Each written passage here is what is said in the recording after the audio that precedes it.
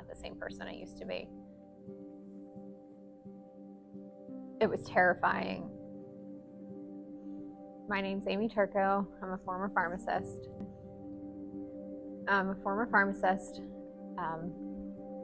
Because in 2016, I started having symptoms of vertigo and dizziness. I felt like I was floating all of the time. I saw a couple of different ENTs. We went through all of the traditional therapies to try to treat it. None of them worked.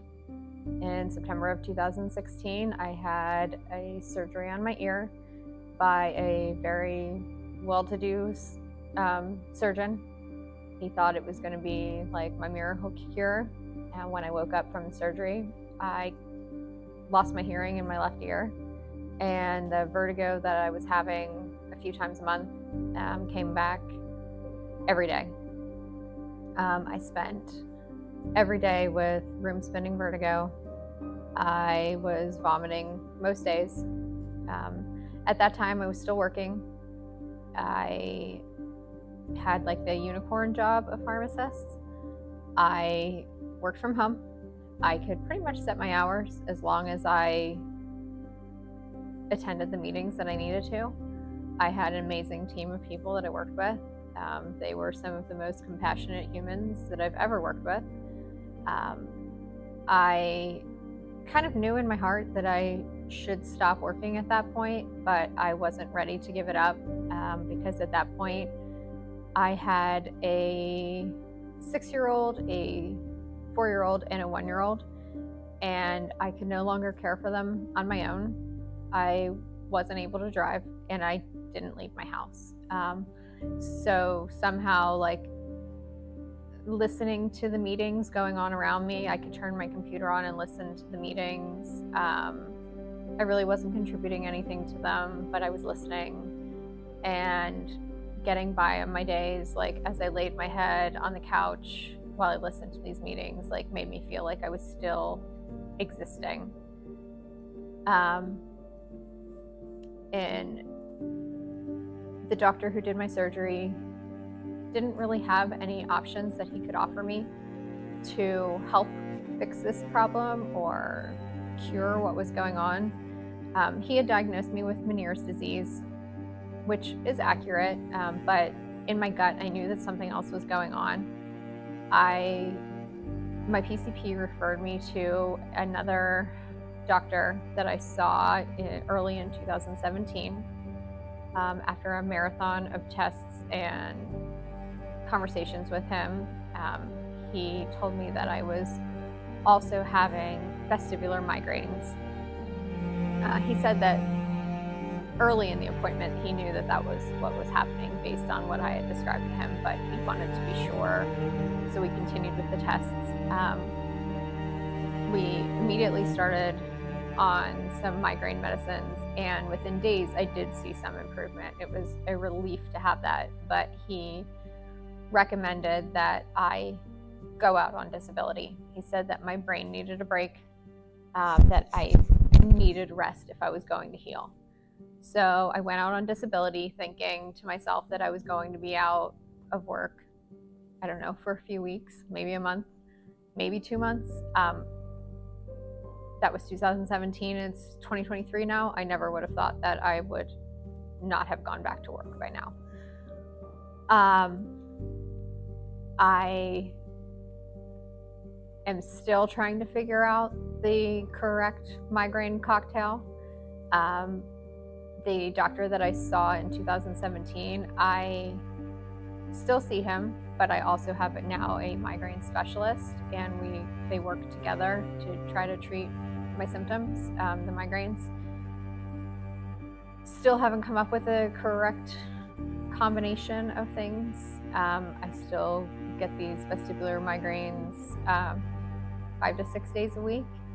I'm definitely better than I was, but there's still a lot going on in this brain, and not only do I suffer from them, but a whole slew of side effects that keep me from being able to be a pharmacist.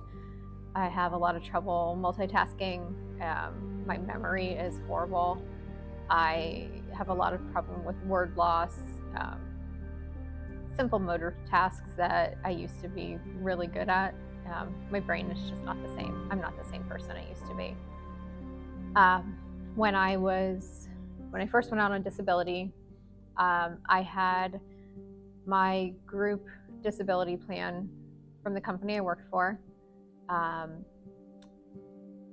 They did not want to pay for my disability policy, and that was devastating for my short-term disability.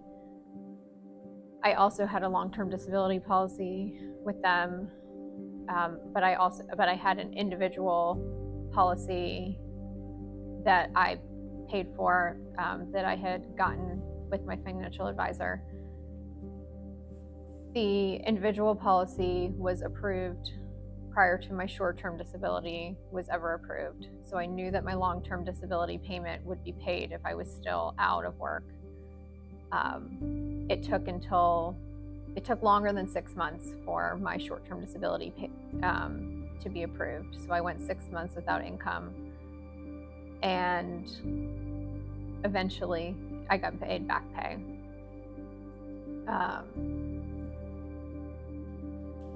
It was terrifying because I worried so much that my family's lives were going to be disrupted. Were we going to have to move? How are we going to pay daycare, because all 3 of my kids were in daycare, because I surely was not taking care of them even though I wasn't working. I could hardly take care of myself. I couldn't leave the house. I couldn't drive. I spent most of the day puking. Eventually, the insurance was paying. The whole time, my individual policy that my financial advisor helped me set up paid the entire time, no questions. I'd have to fill out a form asking for information, and my doctor filled out a form, but as long as the doctor said, no, she's not fit to go back to work, no questions asked, they continued to pay. And we went through lots of hoops with my group disability policy through work, constantly asking questions, trying to get it turned off. They had somebody watching me at one point. They asked for payment back. Everything they could do to try to turn it off. But I never had any problems with my individual policy. And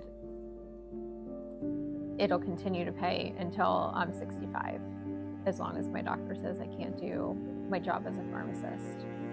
So I'm extremely thankful that I had that in place, and that even though I asked my financial advisor many times if I could cancel it because daycare was expensive, or my student loans were expensive, or we had another kid and now I have 1, 2, and 3 kids in daycare, he always assured me that it really is important. I shouldn't cancel it. I'm so thankful that I didn't, because my family's lives would have been so disrupted. And even though, yes, our lives did change tremendously because of my illness, it didn't change in a financial perspective. We didn't have to move. My kids got to stay in the same activities that they always did. We changed in other ways, but their financial lives didn't have to change because of it. So I'm very thankful that we had that in place.